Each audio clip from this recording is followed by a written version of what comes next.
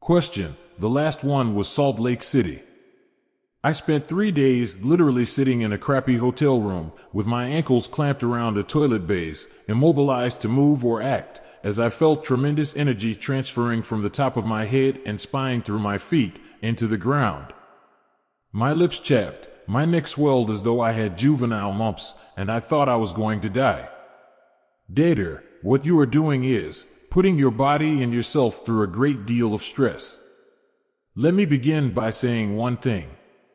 We have many that write to us that say, I was told I had to do this, and I was told I had to do that, and I was told I had to do something else. Now, are you questioning that information? Or are you accepting what you are hearing as to what you should be doing? Now one does not realize while in the physical construct who the master is. You have a great deal of power. In the physical construct, that power is forgotten about. And it is very easy for you to allow your chain to be jerked, to use your terms. Now in the present time, the energies that are coming into this and onto this planet are different than the energies that have ever been upon this planet before. You are getting a great deal more of that which we call the wave energy. Now your scientists talk about wave energy, and they say they can measure wave energy. What they're measuring is the particles within the wave. They are measuring what they can see, feel, taste, touch, whatever, because the body is a tactile instrument. The wave energies are very different energies, and they will affect the body in many different ways. But you can't detect them in any appreciable way. There's no way. You have nothing within your physical body that can detect the wave energy. You have nothing of a mechanical apparatus that can detect a wave energy. These are raw universal energies. You see, for all the time that humans have been on this planet, there have been meditation groups, there have been mantras, there have been out-of-body experiences. There have been mediums that have been able to project their ectoplasma to form peoples from the dead zone that other peoples will recognize. Because the ectoplasma comes out from the body of the medium and forms a ghost or smoky-type figure that is recognizable. Then the medium can pull that ectoplasma back into their bodies again. This has been one of the things that has been going on ever since the physical body has been on the planet. You have worked with the physical body in many different ways. Now there have been those that say that they're getting information from the spirit world. There have been those that have opened themselves up to allow what they call the deceased from a family to come in and speak through a medium. They speak through that which they call the trumpets. The new form of bringing forth information is now called channeling. That is the new catchword. It comes in all different forms. But those that are channeling information from the dead zone and those that are bringing forth information from that which is called universal sources are entirely different. The preparation of the bodies are entirely different. The effects upon the physical bodies are entirely different. With those that bring through information from the dead zone, there is little or no effect on the physical construct. No problem. They sit down, answer a lot of questions, they write books. They do all of these things, and their physical body is not that much affected one way or the other. That's because the one that's coming through that body is an aspect of them anyway. That is the only thing that those that bring through information from the dead zone are only bringing through information from their own genetic line, or themselves, in a previous time span, or a future time span, whichever way it works. But it's all connected by that which you call genealogy. Now that information can be thought of in whatever way you want to think of it. If it feels valid, and you think it's valid, then to you it is valid.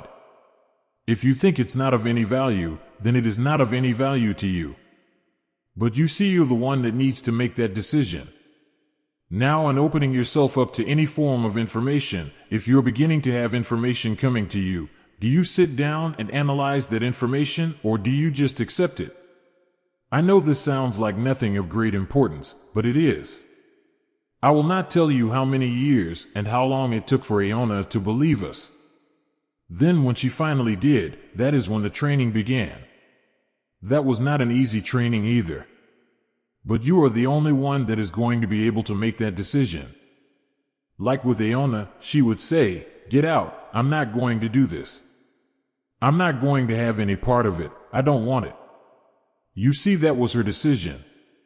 It remained her decision until she was thoroughly convinced, after years, that this was valuable and viable.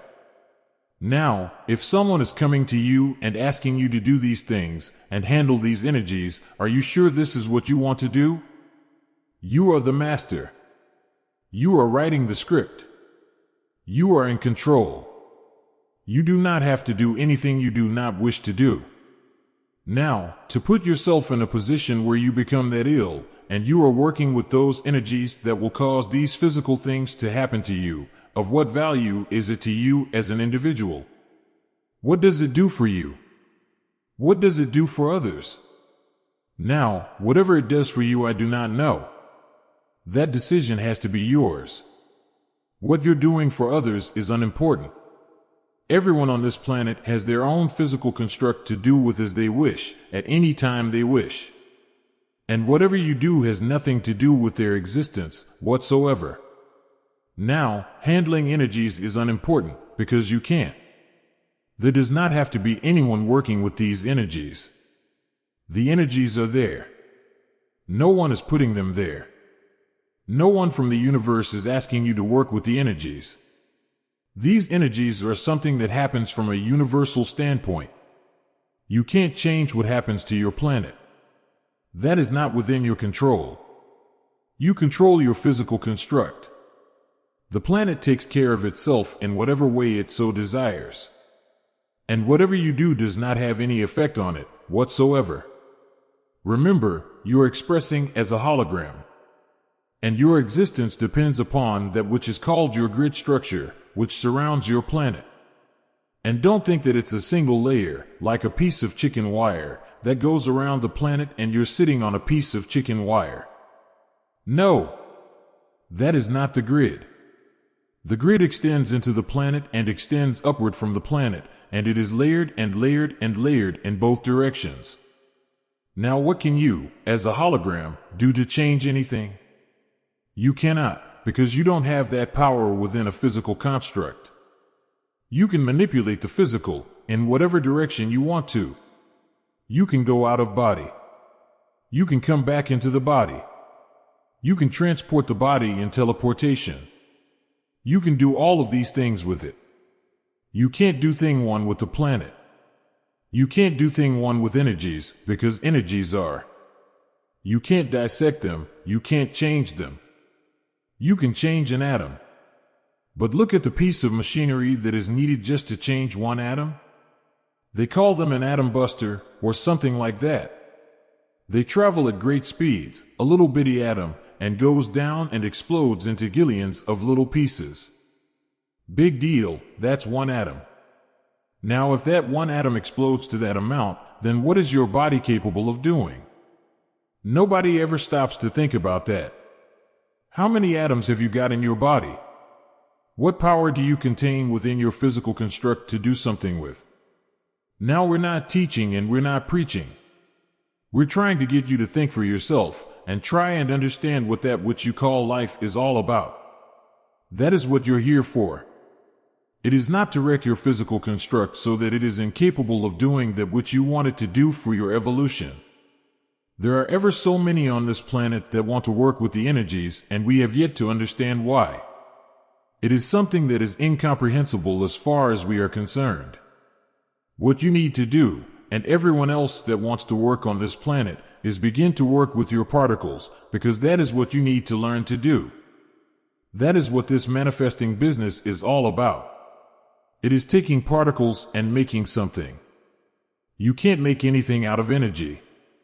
But you can make something out of particles. You can take a handful of sand and you can make something out of that handful of sand. You can change the molecular quality of that sand and make something and hold it in your hand. In learning to manipulate the molecular structure of the sand, you can make gold, you can make silver, you can make precious metals. You can make stones, you can do all kinds of things if you learn how to manipulate it. But you're manipulating particles, and that's why people that begin to do that have fun with it. It's something they can see. It's working with particles. Question, and continuing on.